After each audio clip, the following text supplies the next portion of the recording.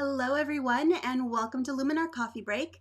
I'm Angela Andrieux and today we're going to be talking about color, specifically how to enhance colors without going over the top and keep your image looking realistic.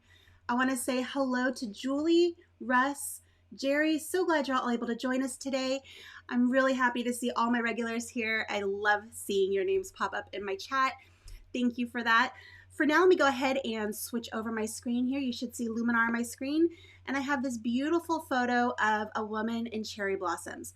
Now, let me show you the original. And you'll see that it's a lot darker. The colors aren't as vibrant. And it just lacks that certain special something. In just a few steps, I was able to go from this to this. And I think it turned out beautifully. Now, enhancing color is one of those things that's very subjective. You might be like me and you like rich, bold colors, or you might be somebody who likes your colors a little bit more subdued or somewhere in between. I'm going to give you some techniques today that will help you establish where you're going with your color and how to make sure it's not going over the top as you're going through your edits. One of the best things I can recommend is to make sure you keep tracking that before and after, turning tools on and off to see what the effect is, and that'll kind of help you gauge from start to finish what effects you're adding, because each effect is cumulative and adds a little bit more to your image. So for now, let me go ahead and go over to my edit tab, and I'm going to go down to my history and go all the way back to my original. And you'll see this was actually not a square image. It was a 4:6 aspect ratio that I did some cropping on. So the first thing I want to do is go to my templates. And recently I got access to all of the really cool assets that are part of Luminar X. And Luminar X is an optional membership for Luminar AI and even Luminar 4, where you get templates and skies and all sorts of really cool assets as part of a monthly subscription. It doesn't include the software, it's just for assets, and it's completely optional. But if you like to experiment with more looks and such that other people have come up with, this is a great way to get into that and build your collection. So I've already installed some templates packs. I'm going to go over here to my collection on the right, and I'm going to scroll down to these ultimate landscapes. Down here at the bottom, I discovered landscape and general punch, and I applied that to this image and it just worked wonders. I love what it did. It opened up the shadows, it brought out the colors, it warmed it up a little bit.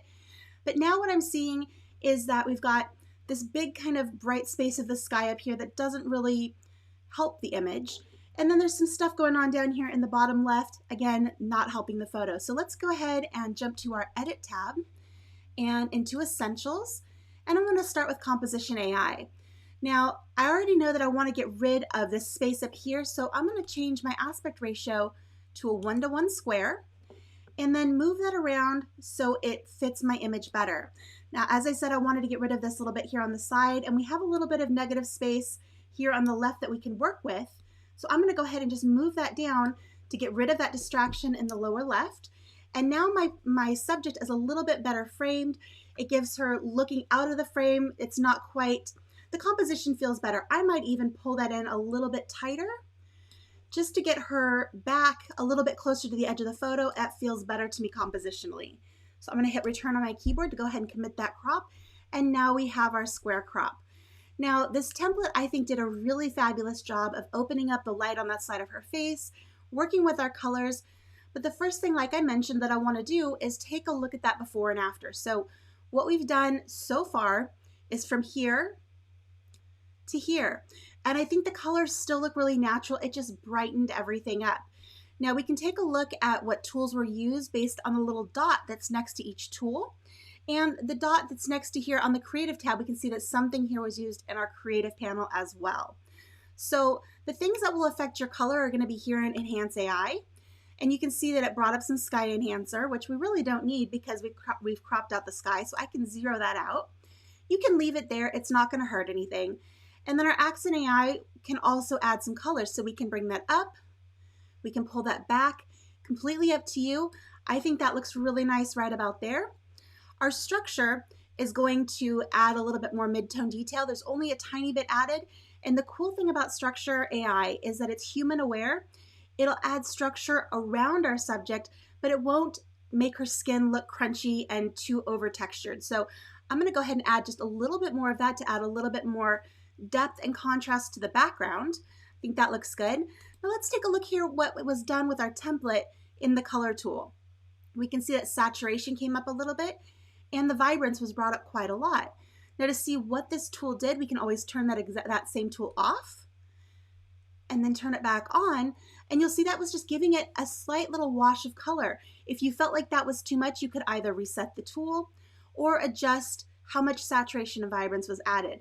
I really like what this template did, so I'm going to leave those settings alone. If we go down here to landscape, that's another tool that can add color.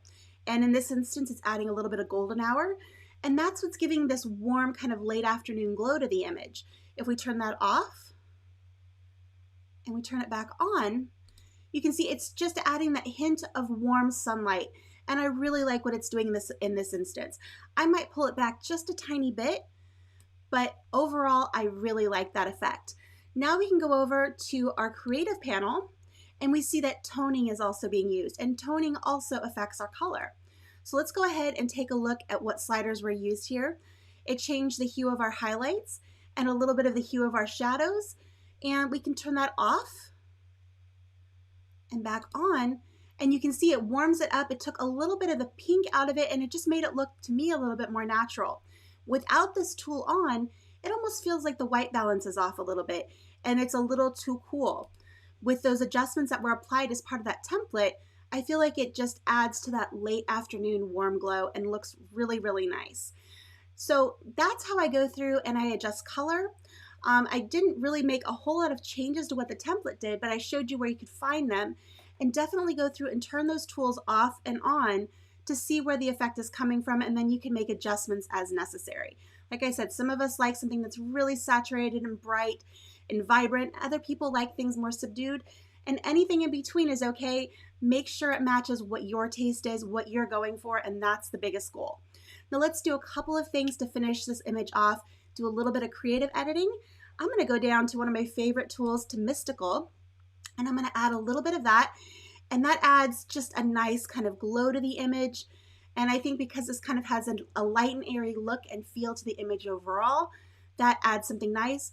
A lot of times I'm gonna add warmth down here in the bottom in the colorize section, but because there have already been some tones, or some tools rather, that have manipulated those warm tones, if I bring this warmth up, it tends to start feeling a little bit orange and overdone. So I'm gonna go ahead and double click on the handle to reset that warmth slider and keep it exactly as it is. I'm also going to go to glow, which adds a different type of glow and softness. And we've got 4 different settings here. We have soft focus, glow, Orton effect, and Orton effect soft. I encourage you to pull up that amount slider, maybe 20, 25, add enough of it to where you can see the effect, and then click through these different options to see which one fits your image best if you're trying to add a little bit of that glow. Let's see here. And I think in this instance, I really like what soft focus did. I might pull that back a little bit because it does feel like it's a little bit over the top. And again, if you wanted to, you can manipulate this warmth. In this instance, I could pull it back to cool off that glow, or I could warm up the glow. Again, warming up the glow in this instance, because we've already added that landscape enhancer, we've already added so much vibrance and other warm things, this doesn't help us. So I'm gonna go ahead and reset that, and that's looking gorgeous. The final thing I wanna do is work a little bit with our vignette. Now, our template added a vignette, but to me, it's a little too subtle. I'm gonna go ahead and reset that, and then grab my amount slider and pull that all the way down to -100. I'm gonna pull that feather up so it has a nice smooth transition. And I'm gonna leave the inner light alone because I feel like she's very, very well lit. Now, right now, this is obviously far too dark. I'm gonna grab that amount slider and pull that back and just manipulate that around until it's just a hint of darkness at the edges to draw our eye into our subject. I think right about there looks beautiful. Let me go ahead and turn this off. And so you can see the before, and then there's the after. Let me go ahead and take a look here at the comments and see if there's any questions. Let's see here. Pat says she downloaded skies but couldn't figure out how to get them into Luminar AI on our Mac. I'll show you exactly how to do that. Since this image doesn't have a sky, it might not let me. I might need to jump to another image. But let me go over here to my Creative tab, and into Sky AI, if you go to the Sky Selection menu, and you click on Show Custom Skies, that's going to pull up a folder in either Finder on Mac or Explorer on Windows, and it's this custom folder. So those images that you download, you're going to download them and copy them into this folder, and then they're going to be visible as you go into the sky selection folder. So these ones marked LX, these are ones that I labeled, but these are my Luminar X skies, and these are ones that I downloaded and installed into Luminar AI. So hopefully that answers your question. Let's see what else we've got here.